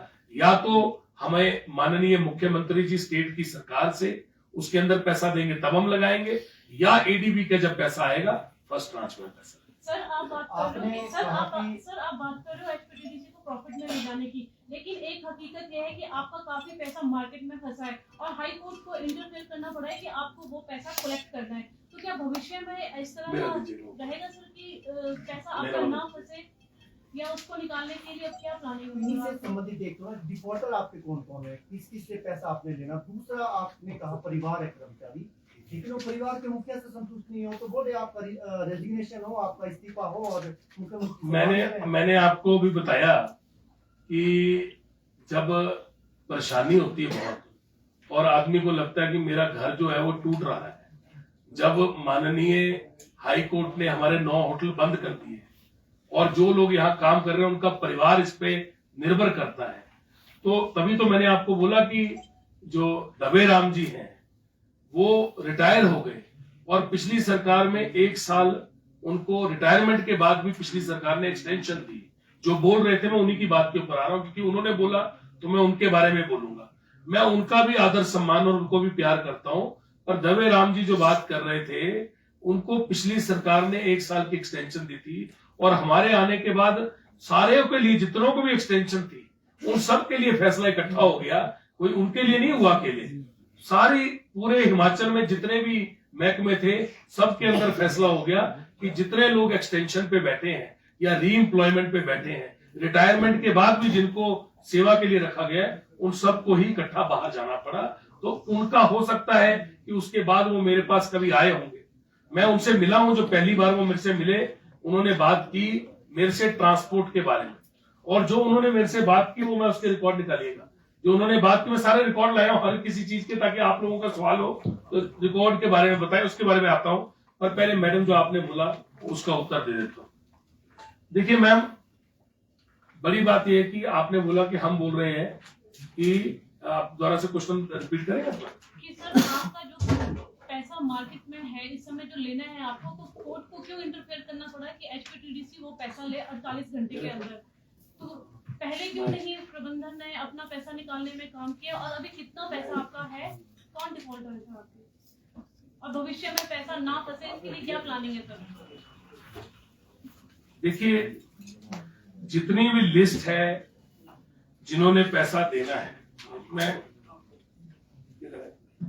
नहीं मेरा वो लग दीजिए ये। हाँ, सो मैम ऐसा है कि देखिए, ओवर द इयर्स हमारा काफी पैसा था जो लोगों से आना था। ये तकरीबन 5 करोड़ 18 लाख रुपए था, और ये गवर्नमेंट और प्राइवेट का दोनों को मिला के था। और 5 करोड़ 18 लाख के अंदर मेरे हिसाब से 3 करोड़ 15 लाख रुपए हमारा वापस आ चुका है। पर आज क्योंकि आपने ये बात की है, तो जब आप कोई भी बात करते हैं तो उसका जवाब प्रॉपरली देना बड़ा जरूरी है। आपने कहा कि कौन कौन से डिफॉल्टर हैं, किस किसने पैसे देने हैं। तो देखिए, 5 करोड़ 18 लाख में अनेकों सालों से जिन लोगों ने देने थे पैसे, उनके अंदर बहुत से लोग रहे जिनके पैसे कभी आ ही नहीं पाए, और उनके केस भी हुए, और केस के बाद बीओडी ने उसको, क्योंकि उसके अंदर वो नहीं हुई, क्या बोलते हैं उसको, एविडेंस नहीं हुए, तो एविडेंस नहीं हुए उसके कारण बीओडी ने उनको बंद कर दिया। ऐसे केस कई हुए। अब मैं उस केस के ऊपर आऊंगा तो वो राजनीति हो जाएगी, इसलिए मैं उसके ऊपर अभी नहीं बोलूंगा। जरूरत पड़ेगी तो मैं आपके सामने वो केस भी लेके आऊंगा। पर आज की तारीख में मैं सिर्फ इतना बताना चाहता हूं कि मेरे पिताजी टूरिज्म मिनिस्टर रहे, और बतौर टूरिज्म मिनिस्टर 1 रुपया भी उन्होंने टूरिज्म कॉर्पोरेशन का नहीं देना था। और उसी प्रथा को आगे बढ़ाते हुए जब मैं टूरिज्म का चेयरमैन बना, मैंने सार्वजनिक चिट्ठी लिखी, और चिट्ठी लिखी अपने डिपार्टमेंट को, जिसकी कॉपी आप लोग ले सकते हैं। और उस चिट्ठी में लिखा कि जो मेरा बिल होगा, वो सारा बिल जो मेरा है, मुझे आप लोग चेयरमैन ऑफिस में पोस्ट करेंगे। वो चिट्ठी आपके पास होगी तो निकालिए, उस चिट्ठी की कॉपी भी आप ले सकते हैं। ये पहली बार है ना मेरे इसमें लगी हुई डॉक्यूमेंट में, तो वो चिट्ठी मैंने लिखी, ये पहली बार होगा कि किसी चेयरमैन ने ऐसी चिट्ठी लिखी होगी कि मेरा कोई भी बिल हो तो मुझे दीजिए, ये चिट्ठी है, this letter, and this was circulated in all the properties of Himachal Pradesh की मेरा कोई भी पैसा होगा वो आप मेरे से मेरे ऑफिस में भेजिए, मेरा या मेरे किसी गेस्ट का। अब इसके ऊपर भी मैं आपको थोड़ी सी बात कहना चाहता हूं। ऐसा नहीं कि 1 लाख, ऐसा नहीं कि 2 लाख, 3 लाख, 4 लाख, 5 लाख, बल्कि उससे भी कहीं ज्यादा मैंने आरटीजीएस के माध्यम से टूरिज्म को जमा कराया। ये बैंक की स्टेटमेंट है, और लाखों रुपए का बिल मैंने टूरिज्म का जमा कराया अपने बैंक के खाते से टूरिज्म के खाते में, और इसकी चिट्ठी मैंने इनको एंडोर्स चिट्ठी दे दी। और उसके बाद मैंने इनसे ये भी लिया सर्टिफिकेट, जो सर्टिफिकेट क्या होता है, एनओसी, कि मेरा कोई ड्यू नहीं है टूरिज्म को देने के लिए। इसमें एक बड़ी दिलचस्प बात एक और है, आपको पता है जब टूरिज्म के, चाहे हिमाचल भवन है, चाहे हिमाचल सदन है, चाहे दिल्ली हिमाचल भवन है, सदन है, चाहे चंडीगढ़ है, चाहे यहाँ पे टूरिज्म के हमारे 56 प्रॉपर्टीज हैं, मैं एक भी जगह अपने आप जाके वहां पे नहीं रहता। मैं जाके वहां खाना खाता हूं, वहां चक्कर लगाता हूं, पर क्योंकि वहां गेस्ट ठहरे होते हैं, और जब चेयरमैन कहीं पे जाते हैं तो सारा होटल उनके आगे पीछे हो जाता है। और कोई भी चेयरमैन होंगे किसी भी कॉर्पोरेशन के, चाहे कोई बैंक के हो, चाहे वो आपके कोई मतलब प्रेस के ही कोई हेड आ जाए, आपके एडिटर इन चीफ आ जाए, तो सारे लोग मिलने जाते ही हैं। टूरिस्ट को असुविधा ना हो, मेरा परिवार जाके टूरिज्म के होटल में ठहरता है, मेरा परिवार जाके भवन और सदन में ठहरता है, और उसका मैं बिल देता हूं बकायदा, पर मैं खुद जाके अपने यहाँ वहां खाना खाता हूं, जाता हूं, प्रेस कॉन्फ्रेंस करता हूं, पर ठहरता नहीं। इसके एवज में एक और चीज मैं जोड़ना चाहूंगा। मुझे मेरे को प्रदेश की सरकार ने स्टाफ भी दिया है, गाड़ी भी दी है, पर मैं अपनी गाड़ी में, स्टाफ भी जाता है, मेरी कंस्टिट्यूएंसी के लोग भी जाते हैं, सरकारी गाड़ी मैंने अपनी कंस्टिट्यूएंसी के लोगों के लिए, मेरी पर्सनल गाड़ी कंस्टिट्यूएंसी के लोगों के लिए रखी है, अपने प्रदेश में अपने लोगों के लिए रखी है, पर मैं पर्सनली अपनी पर्सनल गाड़ी में चलता हूं। उसका कारण सिर्फ ये है कि मेरे पिताजी भी पर्सनल गाड़ी में चलते थे। उनका एक मानना था कि पर्सनल गाड़ी में चलो, सरकारी गाड़ी जो है उसमें आपका स्टाफ भी होगा, आपके लोग भी होंगे, आपके साथ आपकी पर्सनल गाड़ी में भी होंगे, पर मैं परमानेंट गाड़ी में चलता हूँ। पर्सनल गाड़ी जो है वो परमानेंट है, जो सरकारी गाड़ी वो आपको कुछ समय के लिए सरकार ने दी है, उसकी भी मैं इज्जत करता हूँ, बहुत इज्जत करता हूँ, पर कोशिश करता हूँ कि ज्यादा से ज्यादा पर्सनल गाड़ी में ट्रैवल करूँ। हाँ मैडम, आप बोल रहे थे। मुख्यमंत्री ने एक इंटरव्यू में कहा, उन्होंने कहा कि जो हमारे होटल्स घाटे में चल रहे हैं उनको हम प्राइवेट लोगों को आमंत्रित करेंगे, लेकिन आप कह रहे हैं कि आपकी कोई मंशा नहीं है कि आप प्राइवेट कंपनीज या किसी प्राइवेट सेक्टर को आमंत्रित करें, तो ऐसे में जो स्टेटमेंट है उसमें कॉन्ट्रडिक्शन। देखिए, सबसे पहली बात तो मुख्यमंत्री महोदय ने जो ये स्टेटमेंट दी, ये कल के डिसीजन आने से पहले दी, ये उससे पहले की है, उसके बाद की नहीं है। कल तो हमारे सारे होटल खुल गए, उन्होंने तो बात की है कि पहले होटल जो बंद पड़े हुए हैं, उन्होंने कहा कि ये होटल जो बंद रहेंगे इनका आप क्या करेंगे, तो उन्होंने कहा कि होटल जो बंद पड़े उनको खंडर नहीं बनने दिया जा सकता। पर मैं आपको एक चीज, सिंपल सी चीज बताता हूं। उन्होंने बात की कोर्ट का निर्णय आने के बाद, पहले कोर्ट का निर्णय आने के बाद का वो इंटरव्यू नहीं है, पहले का है। दूसरी बात ये है कि मैंने आपको ये बता दिया कि एडीबी के जो प्रोजेक्ट है, एशियन डेवलपमेंट बैंक के जो प्रोजेक्ट है, उसके अंदर पिछली सरकार में या पहले की सरकारों में जितने प्रोजेक्ट बने, वो सारे प्रोजेक्ट जो हैं, उसके अंदर काफी सारे प्रोजेक्ट जो हैं वो बंद पड़े, उनमें ताले लगे, चाहे वो ट्यूलिप गार्डन हो, चाहे गंजर महादेव हो, चाहे माता का बाग हो, चाहे आर्ट कल्चर विलेज हो, चाहे बीड़ बिलीव हो, इसमें करोड़ों रुपए लगा हुआ है। ये फॉरेस्ट के पास थे, ये लैंग्वेज आर्ट एंड कल्चर के पास थे, ये टेम्पल ट्रस्ट के पास थे, और ये सारे के सारी जगहों को या तो मैंने विजिट किया या मुख्यमंत्री महोदय और मैंने इकट्ठे विजिट किया। और ये जो ताले हैं, ये मुख्यमंत्री महोदय, हमारे यशस्वी मुख्यमंत्री ठाकुर सुखविंदर सिंह सुक्खू जी के एफर्ट से, उनकी मेहनत से, उनके एफर्ट से, और हमारे रात दिन हमने उसको फॉलो अप किया, आज ये सारे टूरिज्म में वापस आए। ये एडीबी में टूरिज्म ने बनाए थे, और बनाने के बाद कोई फॉरेस्ट को दे दिया था, कोई लैंग्वेज आर्ट एंड कल्चर को दे दिया था, कोई किसी को दे दिया था, कोई किसी महकमे को। आज ये सब हम वापस लेके आए हैं, इनके ताले तो खुलवाओ। जो पिछली सरकारें, उन्होंने एडीबी के प्रोजेक्ट कुछ होटल आगे दिए कंपनीज को, जैसे अलग अलग कंपनीज को दिए, और ये एडीबी की रिक्वायरमेंट होता है। ऐसा नहीं कि उन्होंने कोई गलत काम किया, पिछली सरकारों ने दिया और उन्होंने एडीबी की रिक्वायरमेंट के ऊपर दिया। आज भी ये रिक्वायरमेंट एडीबी की है कि जब आप ये प्रॉपर्टीज बनाओगे तो आप इनको चलवाओगे। तो उसमें उन्होंने एक लिखा कि आप ओएनएम में, ऑपरेशंस एंड मैनेजमेंट में किस किस को लेके आओगे। ये इन एचपीटीडीसी की प्रॉपर्टीज की बात नहीं कर रहे हैं, ये ओएनएम की प्रॉपर्टीज की बात कर रहे हैं एडीबी वाले।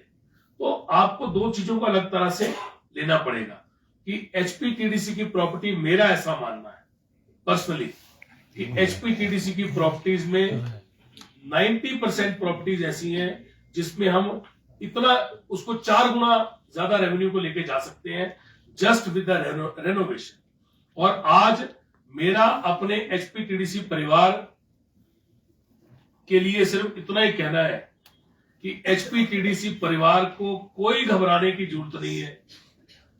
मेरा मत बिल्कुल सिंपल है हम अपनी प्रॉपर्टीज को सेफ गार्ड करने के लिए बैठे हैं और इनको चलाने के लिए बैठे हैं, इनको रेनोवेट करके आगे बढ़ाने के लिए बैठे हैं और उसके ऊपर काम करेंगे। जो बहुत लॉस में प्रॉपर्टीज होंगी या जिन प्रॉपर्टीज के अंदर बहुत बेहतर किया जा सकता है उसके बारे में बात तब करेंगे। We will cross the bridge when it comes to that situation. आज हम उसकी बात क्यों करें जो हम करने ही नहीं चाह रहे। सर जो आपने डिसिप्लिनरी एक्शन की बात की है, कर्मचारियों ने भी यही कहा था कि जो आपने वहां पे रिपोर्ट दी है वो ऑक्यूपेंसी के हिसाब से दी है, जबकि बैंकेट हॉल, रेस्टोरेंट, उससे जो इनकम आती है वो नहीं दर्शाई गई है। और उन्होंने ये भी कहा था नहीं, उन्होंने, मैंने उस प्रेस कॉन्फ्रेंस को, मेरी बात सुनिए, प्रेस कॉन्फ्रेंस को मैंने कई बार सुना और सारे अधिकारियों ने सुना। उसके अंदर उन्होंने आंकड़ों का जिक्र किया कि अलग आंकड़े दिए गए, हमें वो जो गलत आंकड़े दिए गए, गलत आंकड़े दिए गए। गलत आंकड़े जो हैं वो बड़ी एक सीरियस बात है। आप लोगों को ये लगता है कि शायद एचपीटीडीसी ने गलत आंकड़े दे दिए वहां पे, तो उसको मैंने कहा है कि अगर एचपीटीडीसी ने कोई गलत आंकड़े दिए माननीय हाई कोर्ट को, तो मुझे एफिडेविट पे लिख के दे, मैं इमीडिएटली डिसिप्लिनरी एक्शन लूंगा। जिसने किसी भी बड़े से बड़े अधिकारी ने गलत आंकड़े दिए होंगे उसके ऊपर इमीडिएटली एक्शन होगा। पर ऐसी बात को कहीं पे भी गलत तरीके से बोला नहीं जा सकता। जब आप एक प्रेस कॉन्फ्रेंस करते हो तो पूरा प्रदेश आपको देखता है, उससे मैसेज ये जाता है कि कहीं एचपीटीडीसी ने कोई गलत आंकड़े तो नहीं दे दिए, इस कारण होटल बंद हो गए। एचपीटीडीसी ने वही दिया जो कोर्ट ने माना। सर एचपीटीडीसी का जो घाटा है वो कुल कितना है, और जो कोविड काल का घाटा था क्या वो ज्यादा था, उसके क्या? देखिए, कोविड काल का घाटा तो ज्यादा होता ही है। देखिए, एचपीटीडीसी का घाटा जो है ना, फर्स्ट देखिए, एचपीटीडीसी का बड़ा सिंपल है। आप रेवेन्यू शीट निकालिए, देखिए बड़ी आपको क्यूमुलेटिव घाटा देखना है। अगर क्यूमुलेटिव घाटा होता है वो पहले 1972 से चल पड़ेगा, उसका कोई मतलब नहीं। दिखाइए वो शीट, दिखाइए फर्स्ट। हाँ, ये देखिए, ये है शीट। बल्कि आप इस शीट को मांग भी सकते हैं अगर चाहें कभी तो, बिकॉज आपको मांगनी भी चाहिए, क्योंकि बहुत सारी गलत फिगर्स बोली गई हैं कईयों की प्रेस कॉन्फ्रेंस में। राकेश पठानिया जी ने कह दिया कि मेरे टाइम पे प्रॉफिट में था, तो वो सारी आप मांगोगे तो आपको पता चल जाएगा किस महीने क्या। देखिए, बड़ा सिंपल है। कोविड पीरियड के अंदर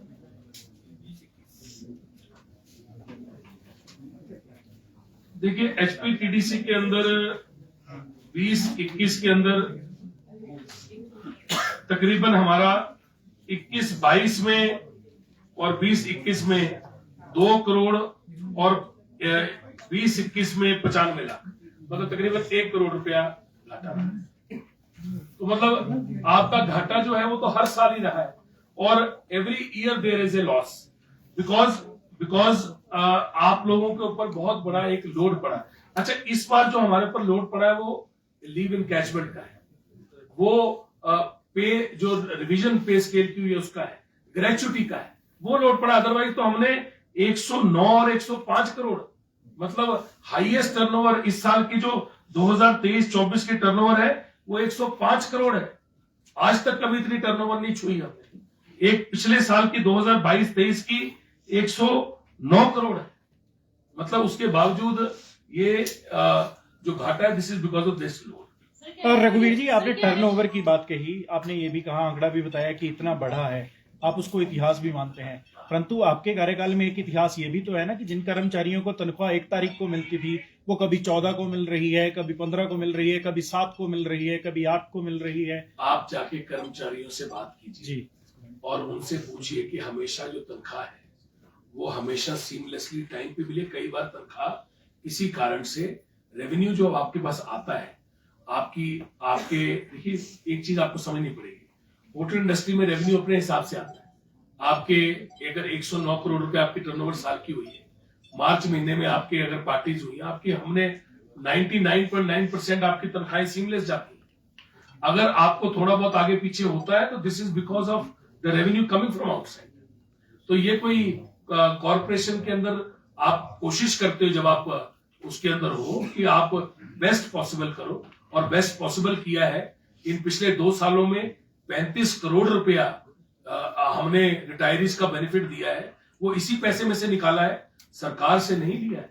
कॉरपोरेशन ने खुद का बेनिफिट एम्प्लॉयज का 35 करोड़ रुपया खुद दिया है।